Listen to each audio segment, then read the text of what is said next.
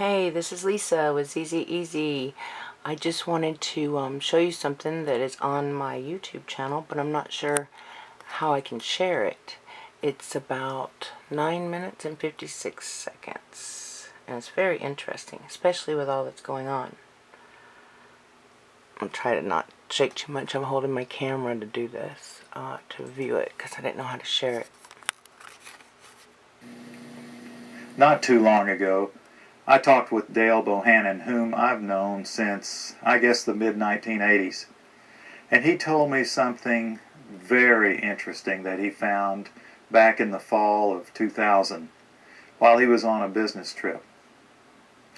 Listen to this, folks.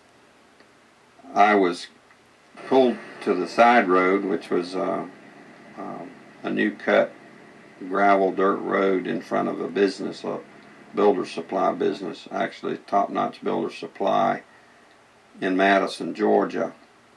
To my right, this was previously was a soybean field, and this little new cut road divided this field, and the right side of the road was filled with which I thought was portable toilets. I never looked at them that close.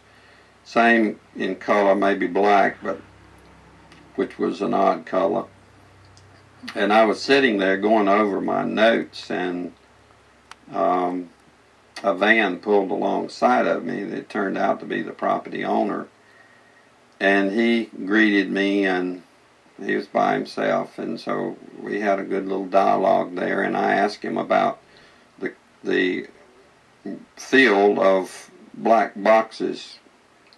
What were they? Because I'd never seen anything like that, and his statement was that if he told me, I would be one of few people in Madison, Georgia that knew about them.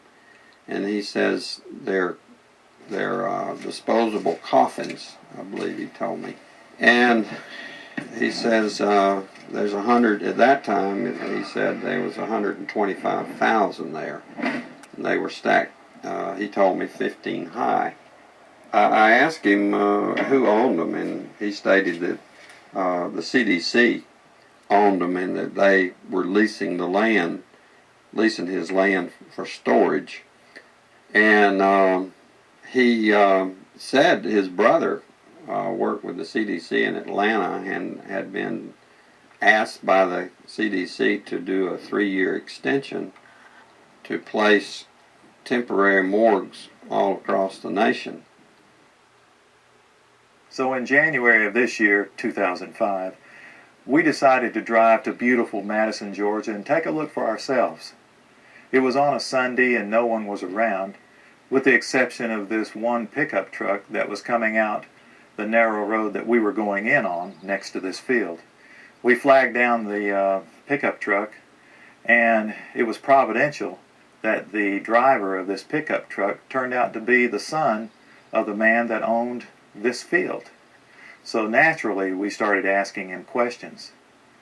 And he told us that not long ago there had been as many as 500,000 of these grave liners or disposable coffins.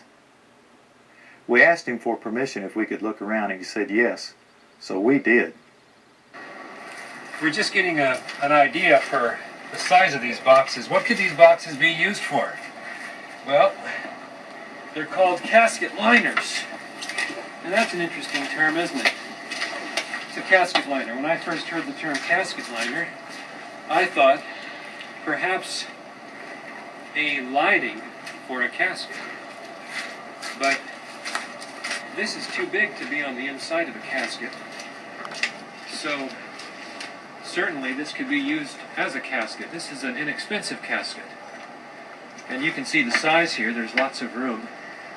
I think my friends here, we could all probably get inside, and it might be a little cozy, but we'd fit just fine.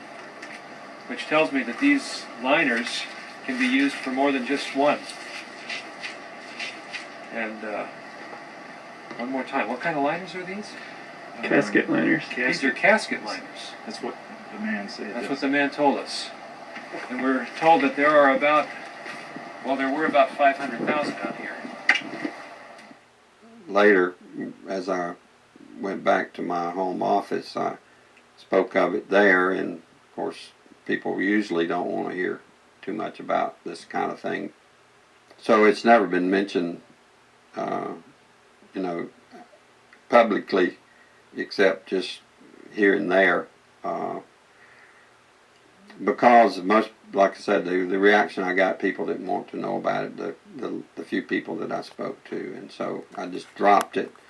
And till I went to a luncheon, a fundraiser for Representative Saxby Chambliss. He was running for his second term for the U.S. House of Representatives, and it was a crowd probably 100, maybe 150. It was congressmen, senators, state senators, and mayors. There was one table we probably had 2 3-star generals and a couple of 1-star with their spouses. So it was a real high-powered meeting. But the keynote speaker was a congressman, and I don't remember his name. He'd just been in the House for a long time, and he was the chairman of the Armed Services Committee. And so he just spoke in behalf of Representative Chambliss and the importance of having him on board to be reelected due to our threats. But it had to do with the nuclear devices that was missing from the old Soviet Union, and it had gotten into terrorist hands, and it was, the emphasis was on the critical state that we face in this country, and he said we could lose tens of millions of people in the next decade, and he used those terms, due to a nuclear strike on U.S. soil. And I was sitting there, and it became very clear to me that that could very well explain why just weeks, I mean, could be 2 to 3 weeks prior to that meeting, that I had stumbled upon these, at that time, 125,000 disposable liners or caskets or coffins or whatever they could be termed as, in that soybean field in Madison, Georgia. Did you catch what he said, friends? At this high-powered meeting, it was in Perry, Georgia, near Robins Air Force Base, the largest employer in the state of Georgia, Robins Air Force Base. The chairman of the Armed Services Committee was the keynote speaker. The chairman of the Armed Services Committee, whoever that may be, it used to be Sam Nunn of Georgia, from the district I was born and raised in. Whoever that chairman is generally one of the most powerful men in Washington. And I can't remember the chairman's name at that time myself, but he said, this was in the year 2000, I believe, that in the next 10 years, possibly due to nuclear strikes, tens of millions of people could lose their lives. And we've just read what our prophet said. Now, what we've just seen is one United States city outside, this is Atlanta, it has a metropolitan population area of roughly 4 million people. So this is one field outside of one U.S. city, And the brother of the man that owns this field, that the government is leasing this field from to store these disposable coffins, this brother was given 3 years to set up temporary morgues around the country. Now, we found the website that we think these disposable coffins were made at, and we noticed that the lids that they're advertising on the website were rounded.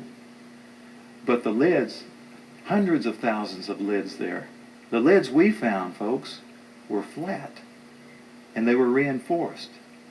You know what that could mean? You can stack them on top of each other. That's a lot neater. to stack them in disposable coffins than what we saw after the tsunami, when we would see bulldozers digging holes and taking bodies and pushing bodies into holes. America can stomach this much better. What do you think? I think it's mighty coincidental. Welcome everybody. It's great to see a big crowd here.